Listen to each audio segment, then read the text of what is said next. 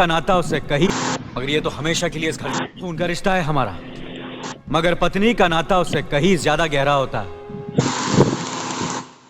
क्योंकि वो पराए घर से आकर अपनों से कहीं ज्यादा अपनी हो जाती है।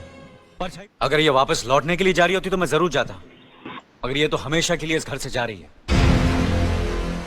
कैसी बातें कर रहे हो? अगर तुम दोनों के ख्यालात एक दूसरे से नहीं मिलते तो इस मामले को घर की चार दीवारी में बैठकर आपस में सुलझा लेना चाहिए। बहू शहर की पढ़ी लिखी लड़की है, उसे गांव के रीति रिवाज के बारे में क्या मालूम? ये तो तुम्हारा फर्ज बनता है अर्जुन कि तुम उसे हमारे तौर तरीके सिखाओ। सिखाने से कोई फायदा नहीं बड़े भैया, ये खुद को इस माहौल में डालना ही नहीं चाहती, इसलिए भेज रहा हूं। अच्छा, तो तुमने फैसला भी कर डाला? बड़े भैया, बात यह है कि मैंने मीना को, तुम बहुत समझदार भी हो गए हो ना, तो फिर तुम्हें इतना तो समझ लेना चाहिए, अगर बहू अपने आप को बदल नहीं पा रही है तो तुम बहू के मुताबिक बदल जाओ।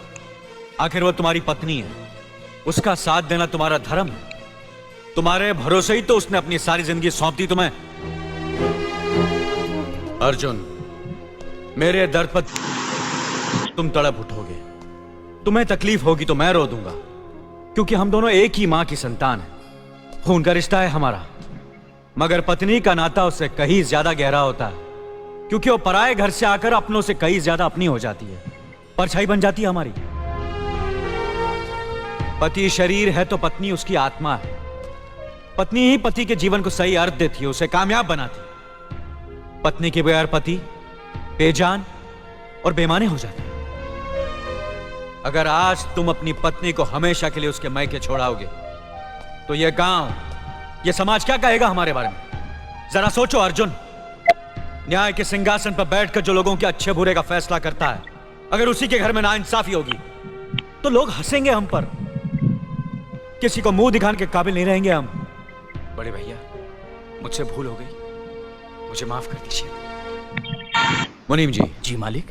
जायदाद के दस्तावेज लाइए। जी अभी लाया। बहू, पति ही पत्नी की असली शक्ति होती है। हमारे पुरखों ने कुल धर्म पत्नी के बारे में कहा है, जो पति के काम में उसकी मददगार हो, उसे अच्छी सलाह दे, जो दासी की तरह उसकी सेवा करे, मां की तरह उसे खिलाए पिलाए, लक्ष्मी का रूप हो और धरती की तरह उसमें सहन शक्ति हो, वही आदर्श पत्नी होती है। औरत की सोच मर्द का मुकद्दर बनाती है। वो जब बनाने पर आती है तो कुटिया को महल कर देती है, और जब बिगाड़ने पर उतरती है तो महल को मिट्टी का ढेर बना देती है। मालिक, ये जायदाद के दस्तावेज हैं। हमारी जमीन जायदाद कहां कहां है और कितनी है, उसका हिसाब किताब ना बाबूजी को मालूम था, ना हम तीनों भाइयों को मालूम। बहू, तुम पढ़ी लिखी हो, आज से इसका हिसाब किताब तुम देखोगे। लक्ष्मी जी।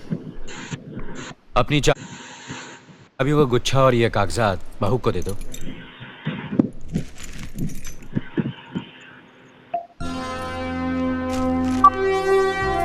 आज से तुम इस घर की मालकिन हो। तुम जहां कहोगी, जिस कागज पर कहोगी, हम तीनों भाई चुपचाप आंख बंद करके दस्तखत कर देंगे। जैसा कहोगी वैसा ही करेंगे। बस एक ही विनती है बहू, हम तीनों भाइयों को अलग करने का ख्याल अपने मन में कभी आने मत देना।